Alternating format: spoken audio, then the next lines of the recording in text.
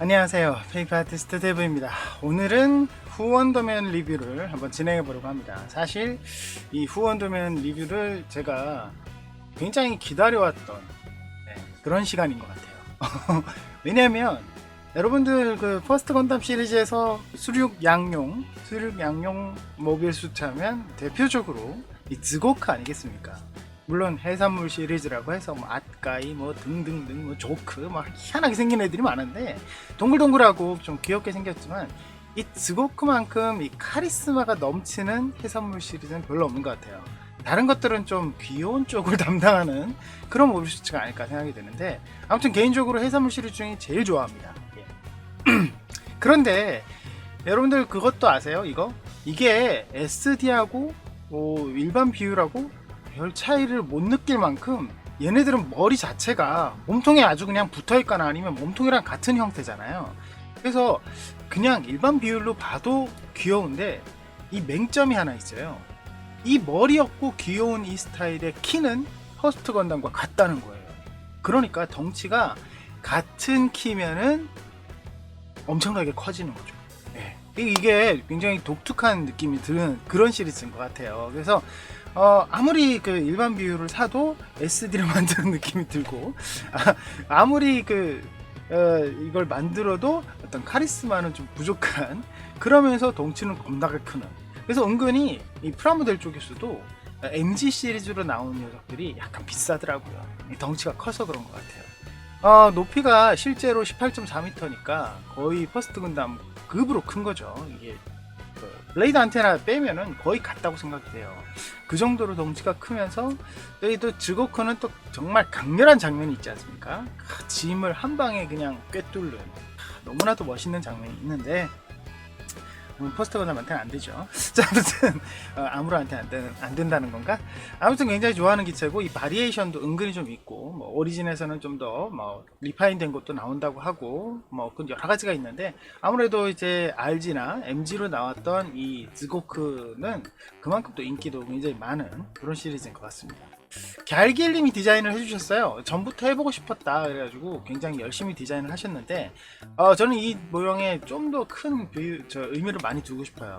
일반적으로 50cm급의 모형에서 이 즈고크와 같은 해산물 시리즈는 나온 적이 없어요. 정말 없고, 다른 분들도 뭐 SD 시리즈로도 잘 안 해요. 그 정도로 약간의 마이너 감성은 있는데 은근히 인기가 있어요 또. 그래서 굉장히 많은 분들이 또 기다려왔던, 약간씩 이제 그 갸길님이 모델링을 공개를 했을 때 채팅창이라는데 이렇게 조금씩 공개를 했거든요. 공개를 하는 부분에서 많은 분들이 오우 기대된다, 뭐 정말 갖고 싶다, 뭐 이런 얘기를 많이 했거든요.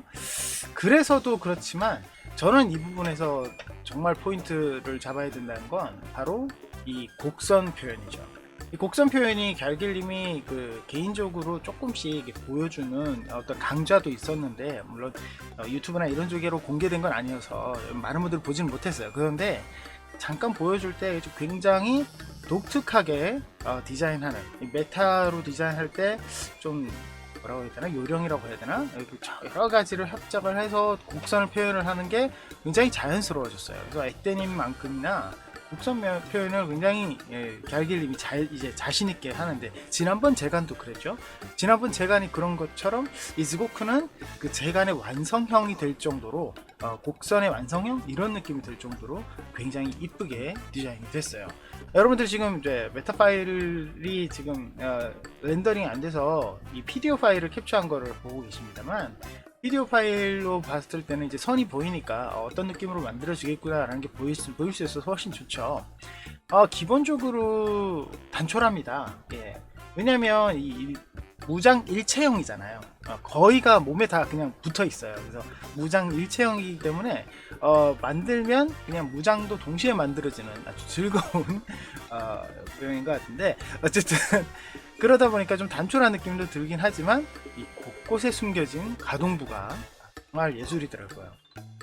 이게 원통형으로 되어 있는 이 팔꿈치 관절이기 때문에 관절이 팔꿈치가 구부러지는 그런 부분에 전부 다 심겨져야 되는, 그러니까 이렇게 직각으로 움직이는 게 아니라 이렇게 막 곡선으로 움직이는 약간 이런 느낌의 모형이 되어야 되는데, 그러다 보니까 관절부가 굉장히 쏙쏙 숨어져 있어요.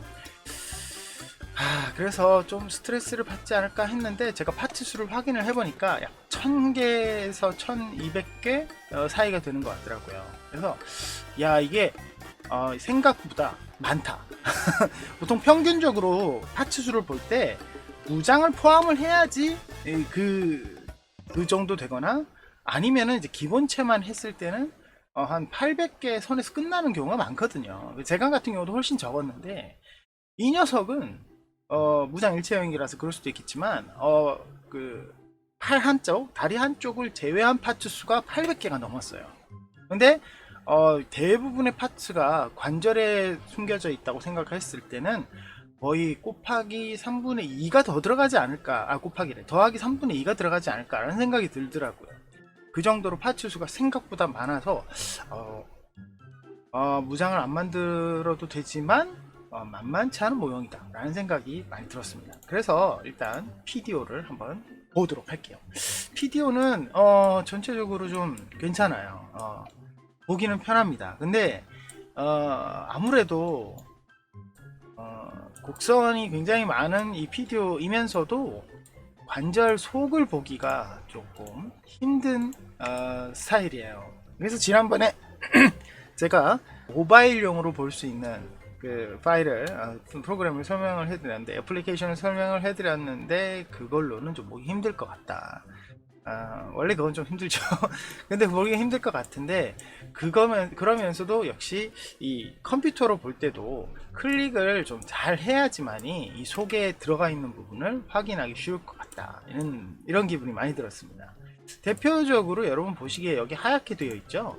그렇죠? 이렇게 커버가 쓰여져 있습니다. 근데 커버 안쪽에도 사실은 이렇게 살짝 보이시나요? 커버 안쪽에도 디테일이 약간 있어요. 그러다 보니까 그런 부분을 보기가 쉽지가 않다.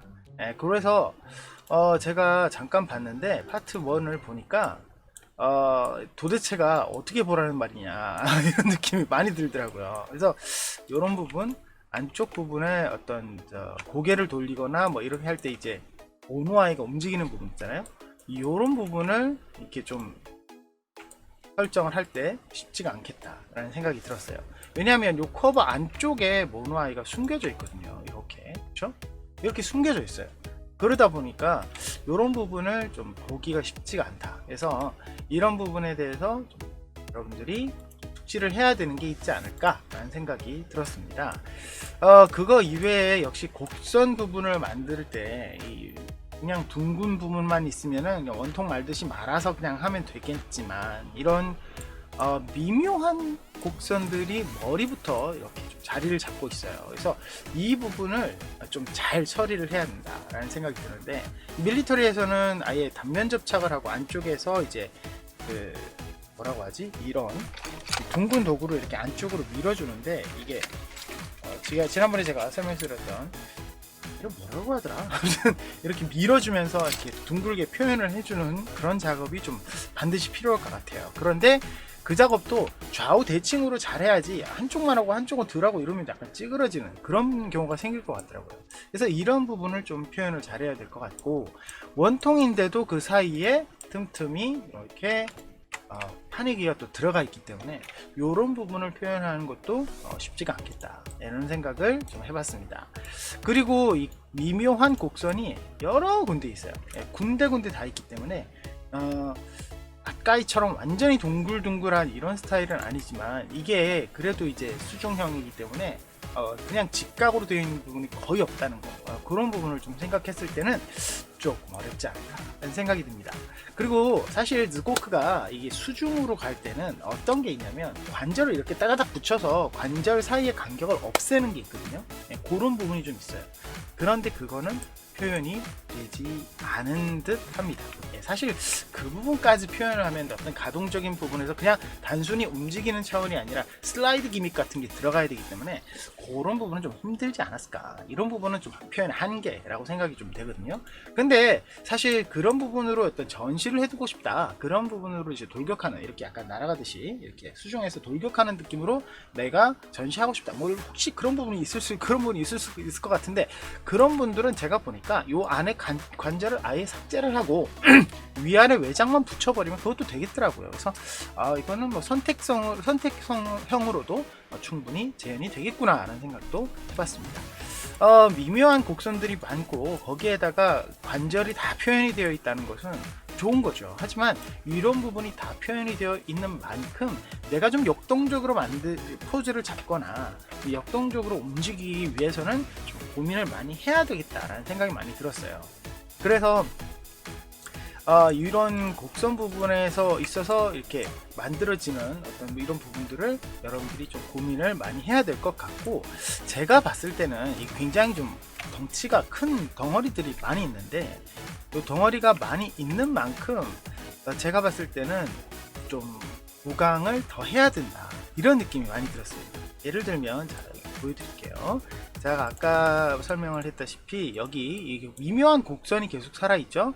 미묘한 곡선이 살아있는데 여기가 이렇게 연결이 됩니다. 자, 이 부분이 왜 중요하냐면 여러분, 일자로 되어 있고 직각으로 면이 있고 그 사이에 다시 붙는 거는 이 하중을 일자로 되어 있는 이 부분과 이 부분이 동시에 받기 때문에 약간 단차가 있어도 어느 정도 직각으로 되어 있으면 위아래로 눌려지는 힘을 잘 받을 수 있어요. 그런데 비스듬하게 되어 있는 게 다시 비스듬하게 연결있고 다시 비스듬하게 이런 식으로 연결이 비스듬하고 이렇게 대체적으로 되어 있는데 각이 있는 상태는 이게 하중을 눌리게 되면 정말 골치 아픕니다. 종이 모형은 이 하중에 대한 고민을 안 할 수가 없거든요. 근데 이런 부분이 여기는 어쩔 수 없이 많이 있어요. 그렇다고 해서 이 부분마다 층층으로 이제 중간 판을 끼워 넣어서 하중을 받을 수 있도록 디자인하기에는 너무 애매하고 모양도 안 이뻐요. 그래서 이게 통짜로 지금 되어 있는 부분인데 이런 부분이 왜 중요하냐면 얘가 머리만 이렇게 통으로 되어 있으면 괜찮아요. 신경 안 써도 돼요. 그런데 어깨랑 팔을 같이 달고 있다는 거죠. 그러면 팔에 뭐가 있느냐? 관절부가 있죠. 근데 관절부는 내가 정말 하고 싶어 해서 가동을 막 집어넣어서 튼튼하게 했다. 그럼 양쪽 팔이 무거워지겠죠. 그러면 안쪽 몸통에 힘이 확 들어가는 거예요.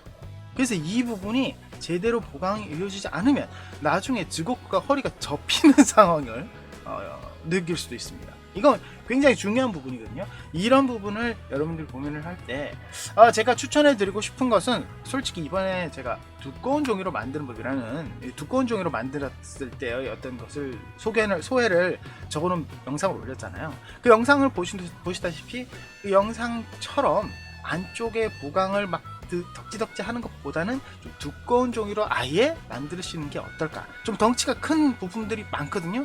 그래서 좀 두꺼운 종이로 도전을 하셔서 이즈고크로 만드는 게 어떨까 라는 생각을 많이 해봤습니다. 그래서 여러분들도 그런 부분에 있어서 종이 선택을 좀 두껍게 해서 보강을 좀 덜하는 그런 쪽으로 하시던가, 아니면 정말 이거를 안쪽에 뭐 종이라든지 뭐 3D 펜이라든지 덕지덕지 보강을 해야 되겠다는 것을 염두에 두고 해야 되지 않을까라는 생각을 많이 해봅니다.